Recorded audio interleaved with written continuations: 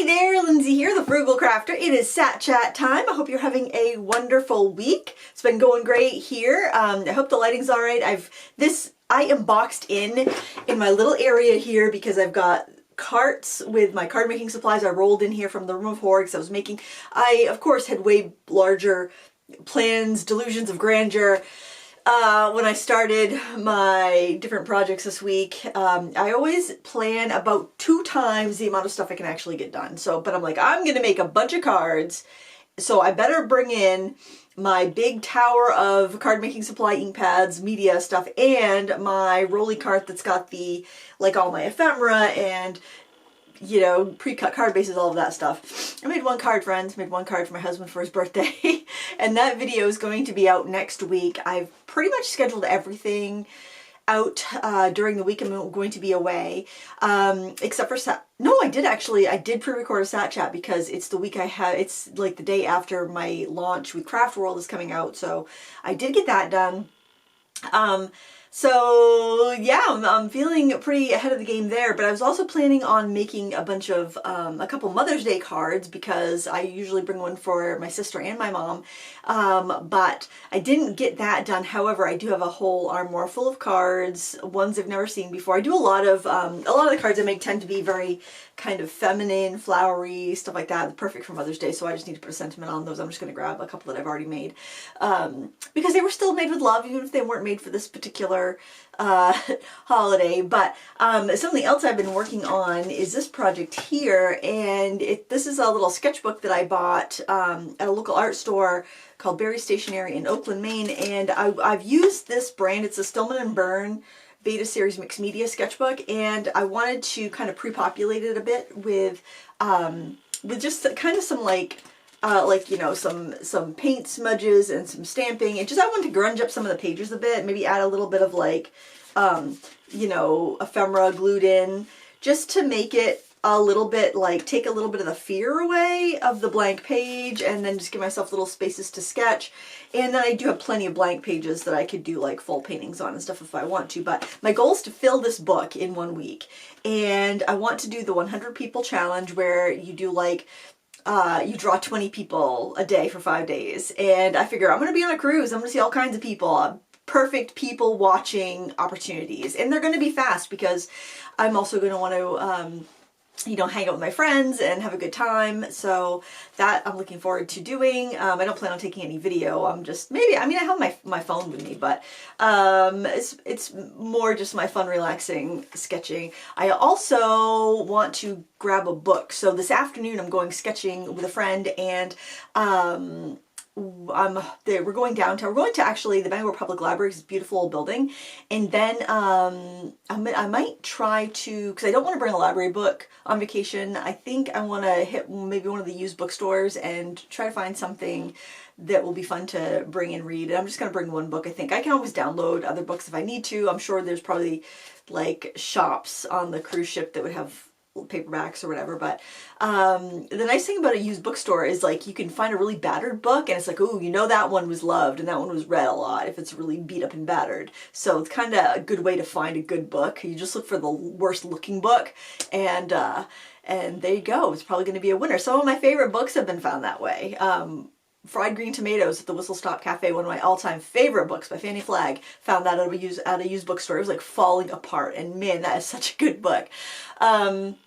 And oh, speaking of good books, I finished a few lately I want to share.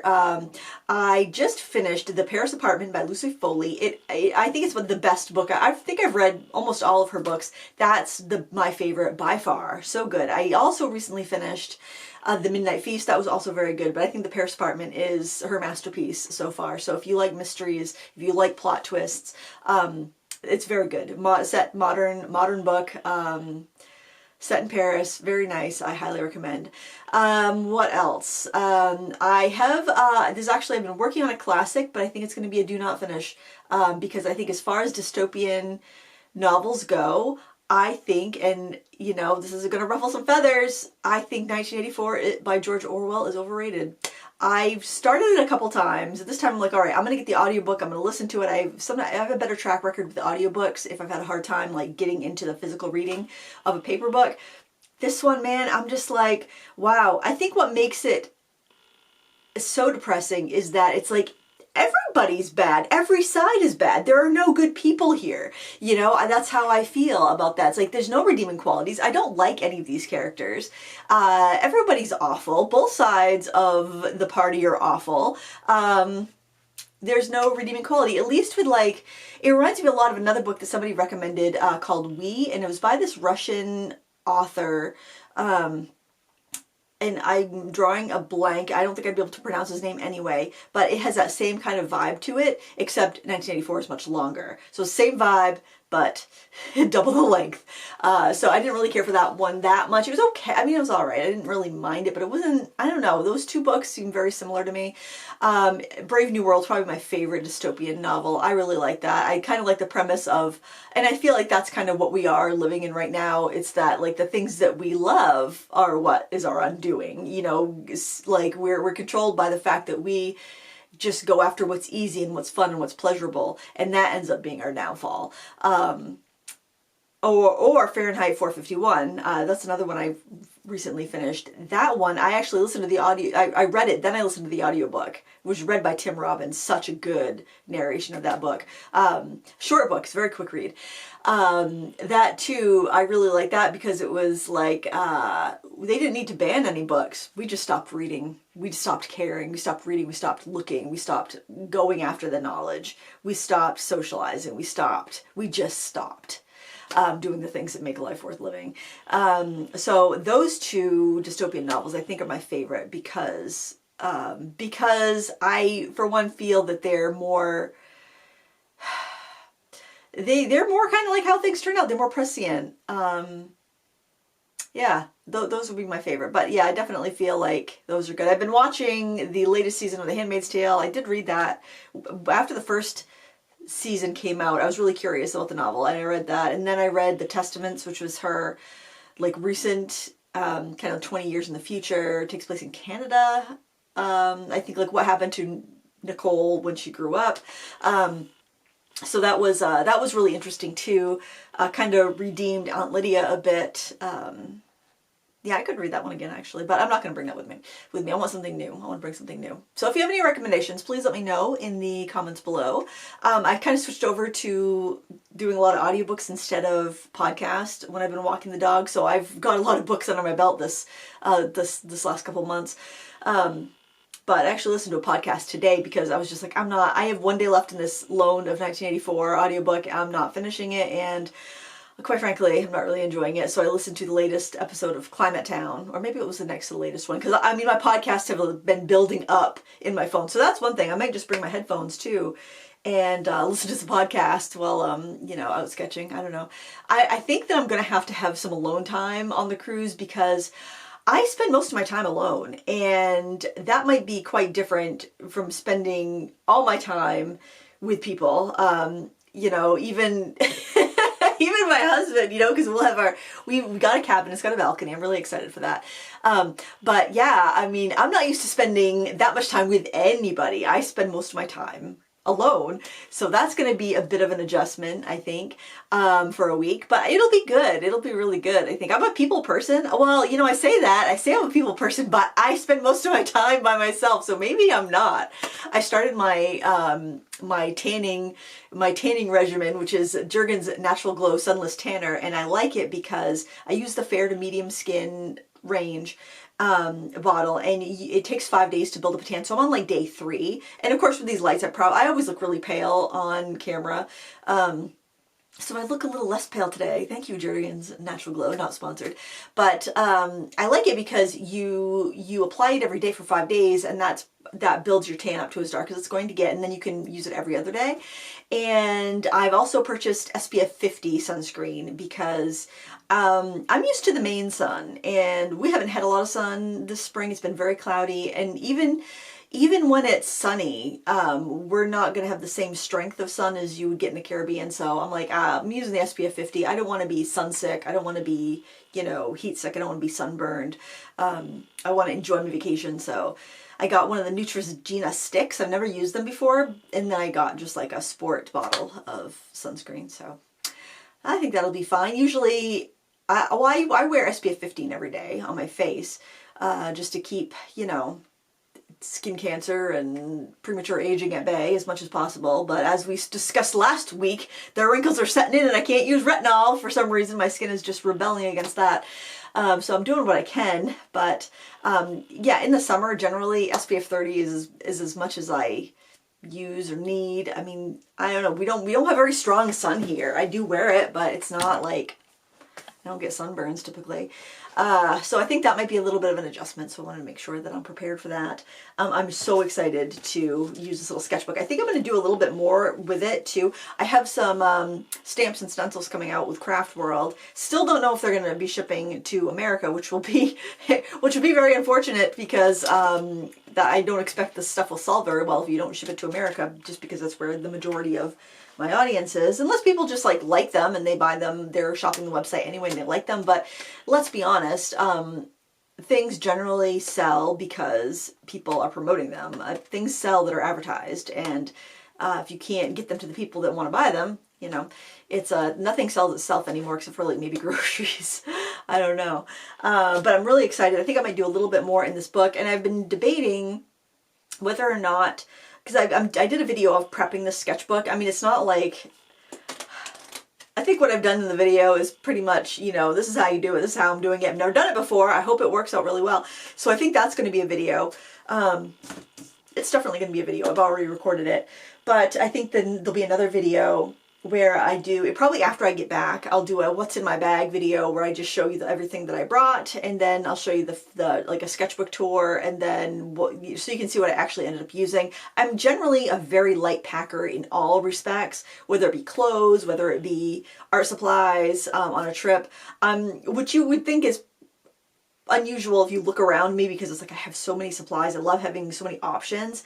But when I travel to sketch, even if it's just going out for the afternoon or I'm going on vacation, I keep it really limited. Or if I'm going to a crop, I keep it very limited, because I know the more I bring, the more I'll have to decide what to use and the less I'll get done, because it'll feel overwhelming. But if I just have everything in like a little, you know, fanny pack or crossbody bag, bum bag, whatever you want to call it, if I have everything right there, along with like my wallet, my phone, and a snack, you know, that's it, just in a small little container. I'm going to use that one sketchbook, I'm going to use that pen, I'm going to use that pencil. You know, you just remove your options, remove your decisions, and you get more done. Oh, so I have a mini universal template coming out next week after next. It's the 23rd. And I'm going to bring that up with me sketching today, because I'm hoping I can find little bits of architecture to sketch and do tiny little sketches in my sketchbook. And I made a bigger sketchbook for this year's plein air season.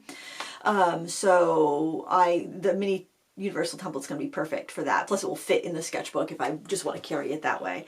So that's coming out in 2 weeks. I think I have like 4 different videos that show different products that I'm using, but I mix it with all my other stuff. Everything that I've released is going to be stuff that will go with everything that I've already released, stuff I use from other, I just basically design stuff that I think would be really versatile, that I would like to use, and I just use it with all my other stuff. So I don't know. I mean, yeah, you can find substitutions. If you can't get my stuff where you live, you can definitely find substitutions. Stuff will work very similarly. But yeah, I just try to keep it kind of cost effective and compact and versatile. So, oh, I should probably look at my list. This video, I was gonna have it out last week, but the watercolors that I used here, this is gonna be a video sponsored by Phoenix Art Materials.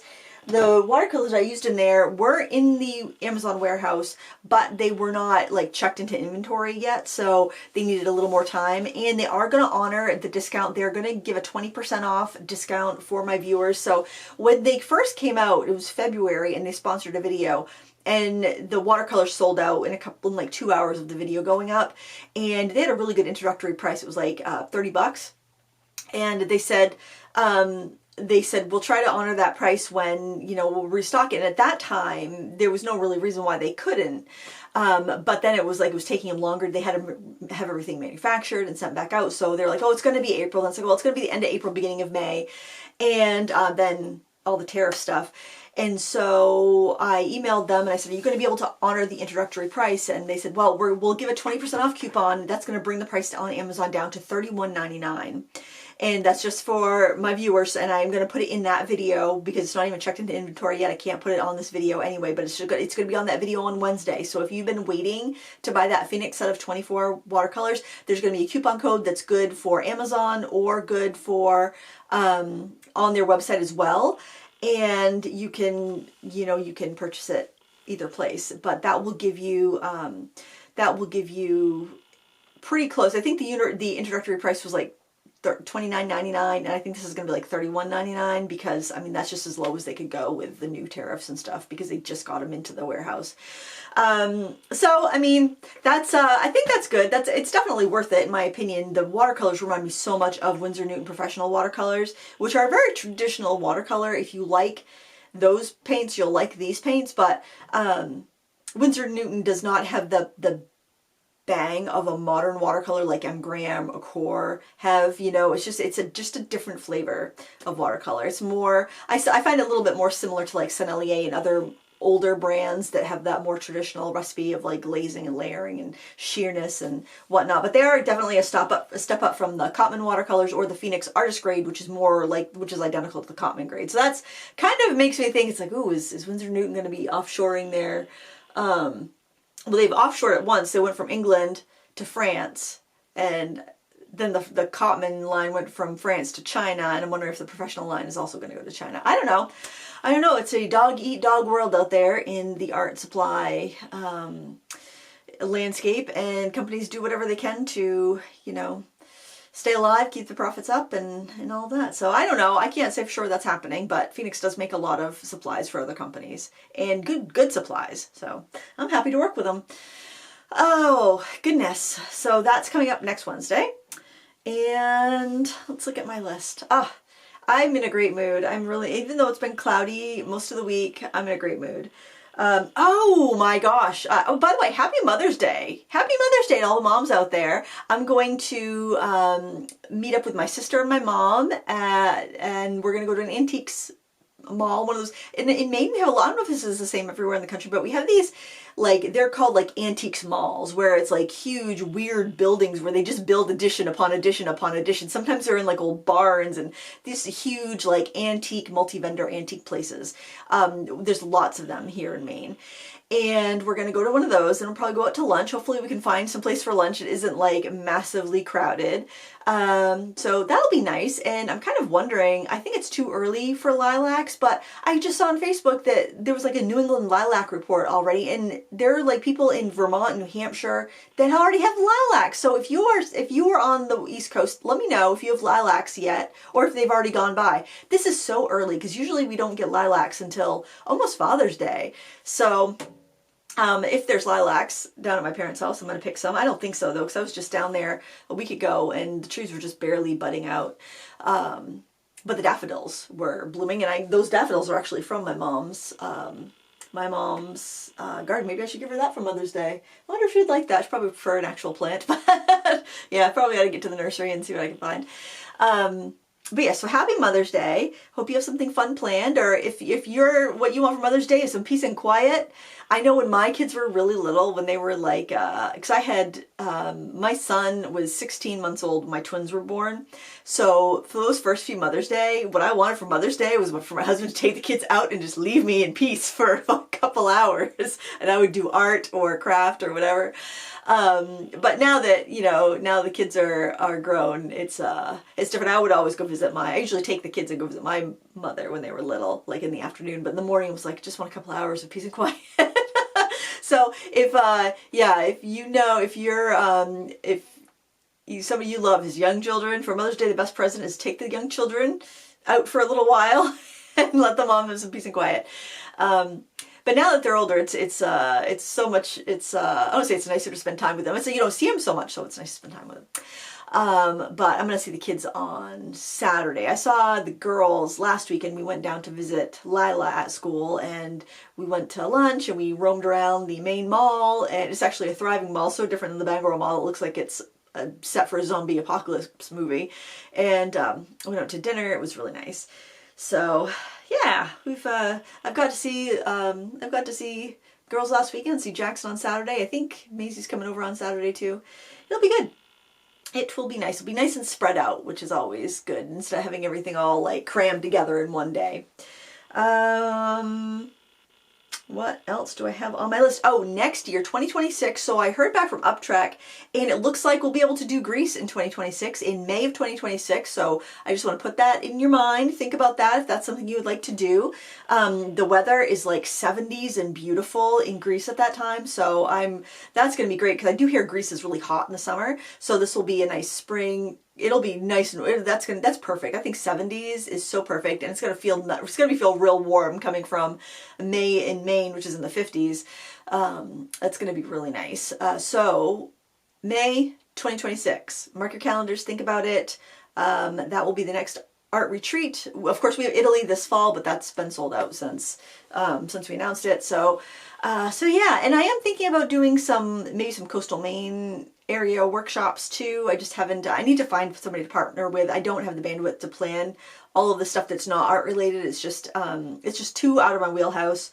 So I do get asked for USA workshops whenever I mention the European ones, and I just really love working with Uptrack. They provide such a wonderful experience, and they're so good to work with, and they handle every detail that I don't have to worry about something being missing or something, going wrong.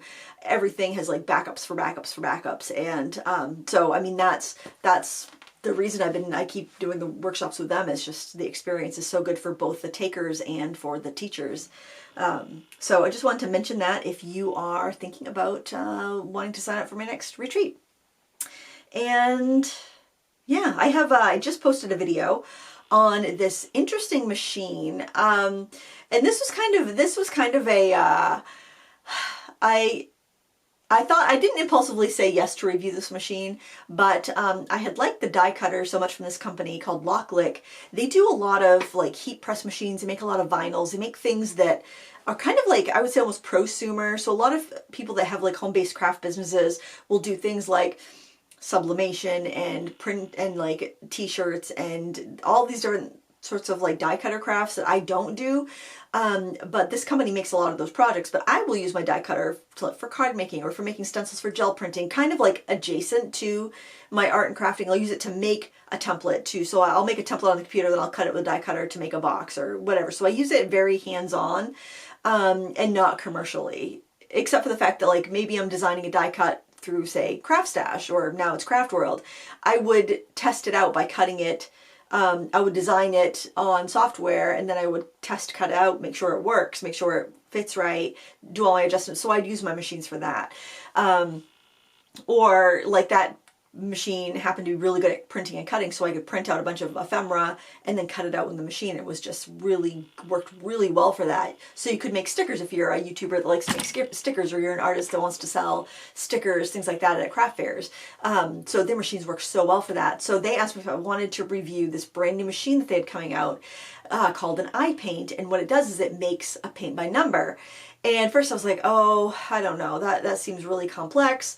And I know you can use AI with it and like tell it you want a painting, blah, blah, blah, and it will like make up the picture and you can make the painting from it. It's like, I don't know if I want to promote something that uses AI, but you don't have to use AI. Then I was like, well, if you're a teacher and you're trying to get a bunch of canvases prepped for a sip and paint or for a class, and you want to get a line artwork on a bunch of like canvas panels or canvases, it would be a pain. You'd have to transfer it. You couldn't just pop it in your printer. It's like, oh, actually that might be kind of handy. So after hemming and hawing a bit, because I mean, they were going to provide the machine to me for free to review.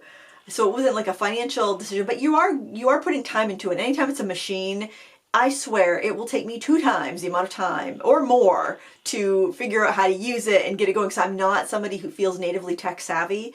But I will say that I am not a tech savvy person, but I figured it out and got it going and made a little painting with it. And granted, didn't do everything it could do just because the time constraints were a little too tight for that, but I did post a kind of a demo on that machine, using it for the first couple of times, what worked, what didn't, kind of just a generalized overview. There aren't a lot of videos on it because it's not available to purchase yet. You can sign up to, be notified and get a discount when it's ready. And it's shipping in July. But I thought it was kind of an interesting premise, and I think there's the downside was the only thing I could use it with was a phone. it's going to be controlled with the regular lock-click software that controls the other machines. So that's nice if you already know that machine. Learn one software, control all the machines. The one software to rule them all. And even with the die cutter, I tested it with the software on my phone to make sure it worked, but I did everything on the computer other than just that one cut just to make sure I could use it. And I need a big screen. I'm not like looking at something that's large, like 12 by 16 on a tiny little screen on a tiny little mat. That's challenging for me. I don't like to do that. So the software wasn't ready for, like, you know, the general public to use. And I had a beta version of the software, of the phone app, that's not available for the general public. So given all of that, I think it would be much more useful if I could have it up on my computer, which you will be able to do once it becomes available. But it's interesting, and it's not as expensive as I thought it was going to be.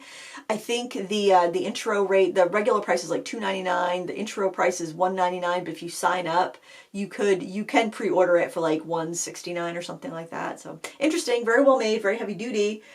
But you can watch the full demo if you're curious as to how it all goes. I'm not somebody who does paint by numbers, so its use will be a little limited for me, but if I can find a way to use it to speed up some prep time, it's very easy to assemble too and disassemble, so that's great. I don't have to leave it out all the time. I think it could have some definite good creative possibilities for art teachers, either people that love to do paint by numbers and they're not satisfied with what they can find on the market.